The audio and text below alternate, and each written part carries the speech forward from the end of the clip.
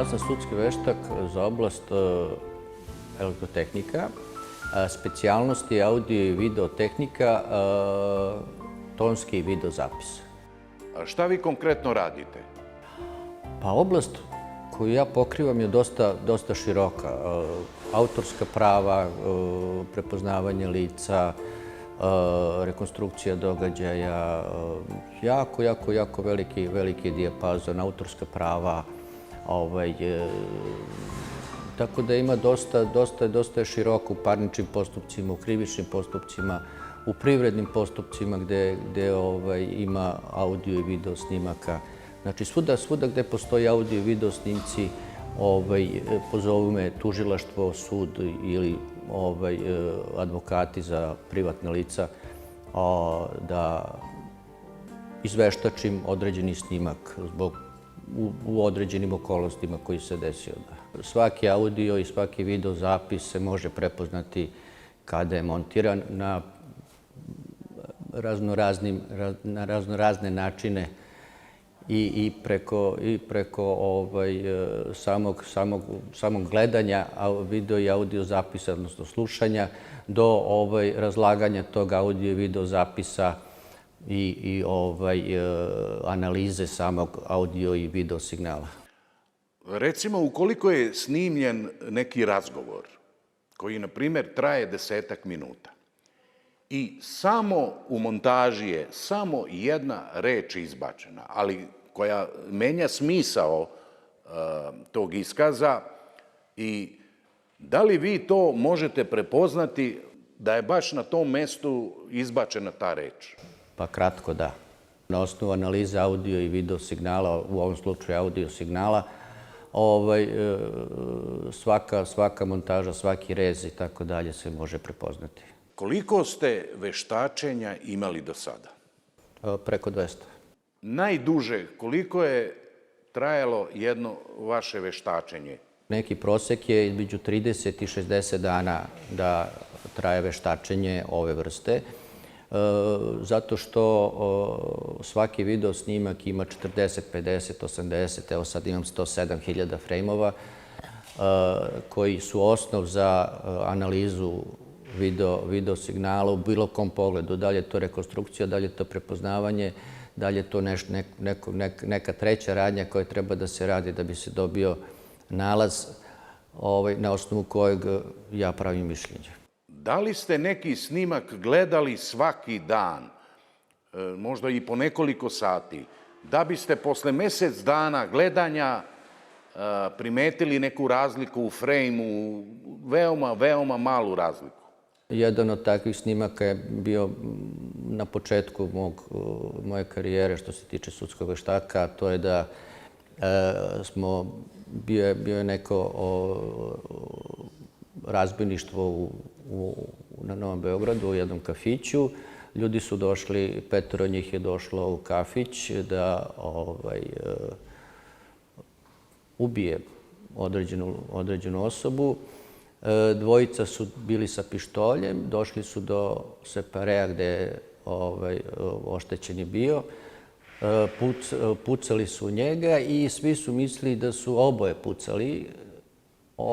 Čak je jedan od te dvojice bila osoba koju su oni pratili već jako dugo vreme. I čak smo i svi mislili po snimcima, po svemu, po analizi snimaka i tako dalje. Dok posle 30-35 dana gledanja snimka nisam primetio da jedna od te dve osobe nije podigao ruku u datom trenutku, ruku koja je bio pištolj. I onda smo ustanovili da je samo jedna osoba pucala, posle se to analizom, istragom i tako dalje i utvrdilo. I veoma je mala razlika bila. To je jedan frejm. Jedan frejm, ako znamo da ima između 15 i 30 frejmova u sekundi, zavisi od kvaliteta snimka, poneki put ima i manje, ali ovo je bilo otprilike 15 do 20 frejmova u sekundi. Čak smo radili rekonstrukciju tog događaja tamo i bilo je jako puno frejmova. nećem se sada da ih je bilo preko 100.000. U svakom slučaju, taj deo, kada se to desilo, to je nekih 2-3 hiljade frejmova koje vi gledate, vrtite dok ne vidite. Po neki put su to samo obrisi ruke, jer u toj brzini i sa tim kvalitetom snimka ne može baš da se, kako da kažem, precizno vidi i zato je to tako teško i zato to toliko treba vremena da bi se uočilo. Ovo je jedan slučaj prepoznavanja lica. Ovo je prvi fotozapis koji sada vidimo. To je fotozapis koji je izdvojen sa videozapisa koji smo dobili od suda konkretno. Radi se o razbojništvu i osoba na slici je u stvari osumnjičeni. Pre toga snimili smo osumnjičenog i onda smo, kad smo se vratili, obradili taj snimak i uporedili sa snimkom koji smo dobili od suda. Vidimo ovde ove strelice i slova. To su otprilike, nego to su tačke referentne tačke koje smo gledali kod oba i kod osumnjičenog i kod lica koje je uradilo to razbojništvo. I sada ću postepeno pokušati da vama dočaram kako smo došli do rezultata. Znači, da ponovim, ovo je fotografija sa videozapisa koji smo dobili od suda, gde lice izvršava neko krivično delo. A ova fotografija?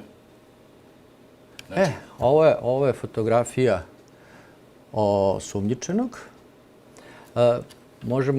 Možemo zapaziti da sve strelice koje pokazuju određene tačke na licu osumnjičenog su identične tačkama, odnosno položaju strelica na licu lica koje je izvršilo krivično delo. Znači, ovo je originalni snimak kada je izvršeno krivično delo. To je originalan snimak. A ova druga fotografija, to je fotografija osumnjičenog i vi ste uporedili? Znači, i mi smo uporedili i došli smo do rezultata koje evo vama sada prikazujem. Ono što kaže slika govori više od 1000 reči, tako da mislim da ovo ne treba više, ono što kažu, komentarisati. Tako reći, evo, vrh nosa, kraj nosa. Sve se strelice poklapaju. Da. Gornja usna.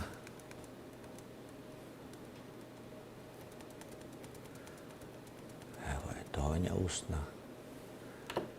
Vrh brade. Mi smo ovaj slučaj radili u više položaja da bismo bili sigurni. A drugi slučaj prepoznavanja lica, radi se o čoveku koji je pucao ispred kafića i onda je ušao u kafić i ta kamera ga je snimila. Ta osoba koja je ušla u kafić imala i svog brata blizanca za kojeg nikad nisu znali ko je ko. Samo su po nekom ožiljku na obrvi ih prepoznavali i to jedva primetno. Osumnjičeni je bio u pritvoru i mi smo u pritvoru snimili osumnjičenog i uporedili sa videozapisom koji smo dobili od Višeg javnog tužilaštva. Ovo je fotografija, znači, potiljka i glave, u stvari cele, osumnjičenog, da. I to smo, znači, uporedili sa glavom, odnosno potiljkom lica koje je izvršilo to krivično delo. I ja ću prvo, krenut ću od videozapisa koji smo dobili od tužilaštva. Znači, ovo je fotozapis. Kada je izvršio krivično jedan frame koji smo skinuli sa video zapisa koji smo dobili od tužilaštva. Kada je izvršilac krivičnog dela ušao u kafić. Evo, možda se to sada putem kamere malo slabije vidi, ali ovde postoje tragovi, beli tragovi ožiljka. I to sam uočio i onda sam tražio ugao kamere i glave osumnjičenog da bi uporedio sa tim i evo polako se nazire ožiljak koji je identičan sa tragom koji smo našli na fotozapisu koji smo dobili od tužilaštva. Evo, ovo je drugi položaj glave osumnjičenog, gde smo ovde zabeležili, ja ću sada da odem na osnovni snimak koji smo dobili od tužilaštva. Znači, ovde se jako slabo, recimo, vidi krstić. Ovde se jako slabo vidi mrlja, tamnija mrlja na njegovom vratu i tako dalje. Znači, ovde su zaokruženi karakteristična mesta koje smo mi... Ovaj krstić, ja mislim da će najbolje da se vidi i putem kamere. I evo sada prelazimo na fotozapis osumnjičenog, gde vidite krstić se polako nazire i na fotografiji osumnjičenog. Ono što je bitno, ono što je isto bitno, je i ova ovde mrlja koja je u stvari mladež na vratu osumnjičenog. Evo sad samo još da vratimo još jedanput na osnovnu fotografiju, da svi mogu da vide kako to izgleda i na osnovnom snimku koji smo dobili od tužilaštva. Sam nalaz i sami rezultati nalaza dosta pomažu sudu i tužilaštvu u procesu koji obavljaju. Treba znati, znači, definicija veštaka. Šta je? Veštak je tu da stvari koje se ne razumeju, stručne stvari, približi svim akterima u sporu. Znači, i on je u stvari pomoć sudu da te stvari na najbolji način razume i da na osnovu tih nekih rezultata, nalaza, odnosno mišljenja, donese pravednu odluku. Ovo je znači prvi put da DVD snimak u ovom obliku je sudu prezentovan kao nalaz i mišljenje. Ovo je rekonstrukcija događaja gde smo imali jako slabe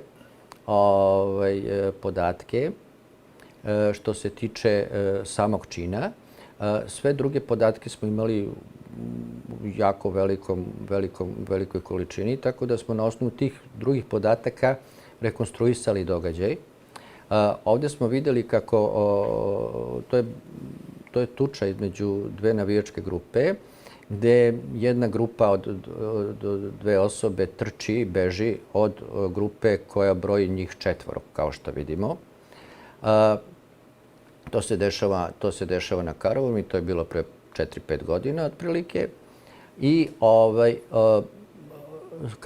kamere koje su snimile sve ovo nalaze se ovde na ovom kiosku brze hrane, gde iza i ispred se dešava čitav slučaj i gde smo rekonstrukcijom, kao što vidite, čitavog događaja, gde smo koristili snimke, podatke iz predmeta i druge fotozapise i tako dalje, došli do rešenja čitavog slučaja. Čak smo na osnovu jedne kamere i audio zapisa sa kamere, konkretno ovde CH6, zaključili i utvrdili tačno vreme smrti oštećenog. Znači, ovde se sa te kamere CH6 vide dve osobe kako trče. To su te dve osobe koje beže od četvorice dečaka koji su bili iz druge navijačke grupe. I evo kako posle toga idu ostali za njima. Posle toga mi rekonstruišemo i putanju, kretanje povratka tih osoba. Evo te osobe kako se vraćaju. I audio snimak sa ove kamere nam je bio jako koristan i na osnovu njega smo zaključili tačno vreme smrti, a znači na osnovu toga gde je ko, kada i kako se kretao, smo zaključili i ko je počinilac tog krivičnog dela. Takođe, vidite na osnovu detalja sa rukava i na osnovu detalja predmeta koji je držao osoba 1 u ruci, smo isto tako zaključili da je on bio izvršilac krivičnog dela. To smo poredili sa džemperom koji je u DNK laboratoriji analiziran i koji je sadržao DNK podatke osobe koja je ovde i snimljena. Ovo ovde, to je deo tog audio zapisa koji je definisao da se sa snimka kamere CH05 u intervalu od 23:22 do 23:23 časa se čuje uzdah. Koji je u stvari bio poslednji uzdah oštećenog. A da li ste imali slučaj super veštačenja? Bilo je na početku isto moje karijere jedan slučaj prepoznavanja lica sa mojim kolegom koji je nažalost preminuo, gospodinom Aleksandrićem, profesorom. Zajedno smo veštačili. On je bio veštak sudske medicine i on je antropološki analizirao lice osumnjičenog, a ja sam upoređivao crte lica na osnovu video i fotozapisa i mi smo došli do zaključka. Pre toga je Nacionalni kriminalističko-tehnički centar veštačio to i oni su došli do zaključka da to nije isto lice. Mi smo došli do zaključka da to jeste isto lice u velikom procentu verovatnoće i sud nije mogao da se odluči o tome šta je, kome da prikloni po svoje poverenje i onda je dao veštačenje sudskoj medicini u Novom Sadu, da oni izveštače to na svoj način i oni su došli do istog zaključka kao i mi, naravno. Ovo je slučaj, znači, koji je u tužilaštvu stajao 5 godina. Nisu mogli da definišu da li je autobus koji je udario oštećenu i preminulu prošao na crveno ili nije prošao na crveno. Ovde, kao što vidimo, veoma se slabo vide semafori iz bilo kog, znači to su glavni semafori koji bi trebali da se vide. I onda sam ja obilazio tu raskrsnicu i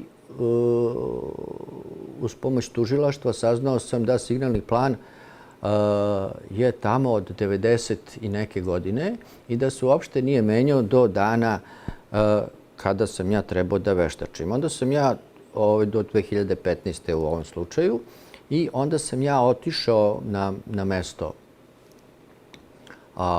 događaja, snimio sam sve semafore koji su bili relevantni za ovaj slučaj i na osnovu video snimka koji je dosta bio dugačak, sam sinhronizovao rad semafora sa dešavanjima na video snimku i onda je to, dobio sam ovaj rezultat. Evo ovde vidimo oštećenu, kako iz nabavke ide kući, verovatno. I šta se dešava? Dolazi znači do ovog pešačkog prelaza, staje, to ćemo vidjeti uskoro. Nailazi autobus. Staje i nailazi autobus. Ovde vidimo da se gasi, da je crveno svetlo za autobus. Autobus prolazi kroz crveno svetlo i oštećena je i udara oštećenu osobu koja je preminula na licu mesta.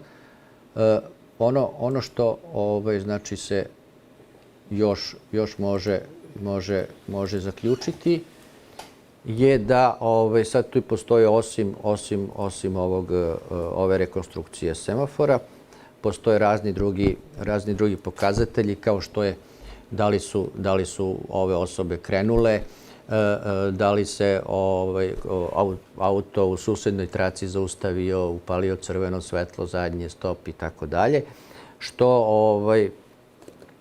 što možemo pokazati kroz nalaz.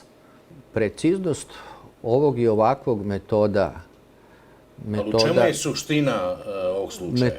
Pa evo šta smo zaključili. Zaključili smo da pod brojem 1 signalni plan koji je bio za tu raskrsnicu nije bio adekvatan, što su i iz...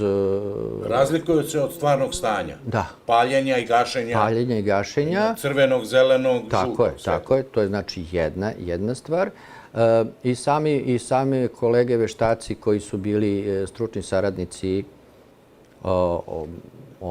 osumnjičenog su priznali da onda su sasvim drugačiji parametri koji u izračunavanju i preko njihovih metoda kao saobraćajni veštaci saobraćajne struke.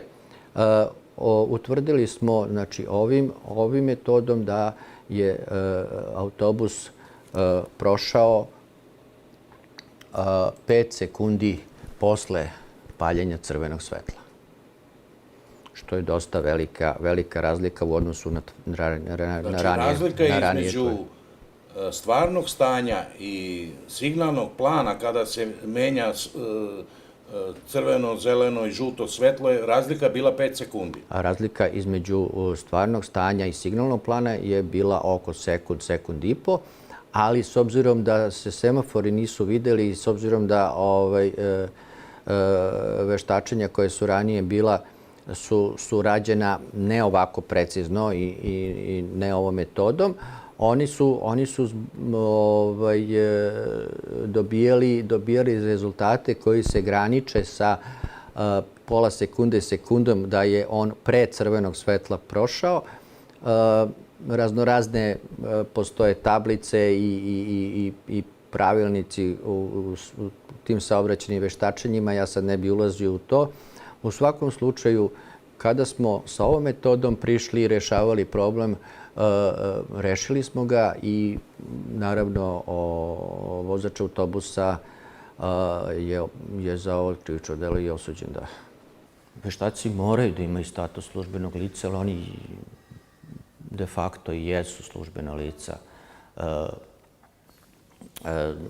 U masi slučajeva, recimo kada veštak saobraćajne struke ode na lice mesta udesa, dešava se puno puta da ga službena lica mu ne dozvoli da svoj posao radi na pravi način. Ne samo tu, ima još jako puno slučajeva kada nas recimo, ja sam imao recimo slučaj da me nisu pustili diskoteku gde sam trebao da snimim muziku koju puštaju da bi uporedio sa autorskim pravima koji su bili deo spora u Privrednom sudu. Znači ima puno tih situacija kada vi morate da imate službenu legitimaciju da bi svoj posao mogli da obavite do kraja.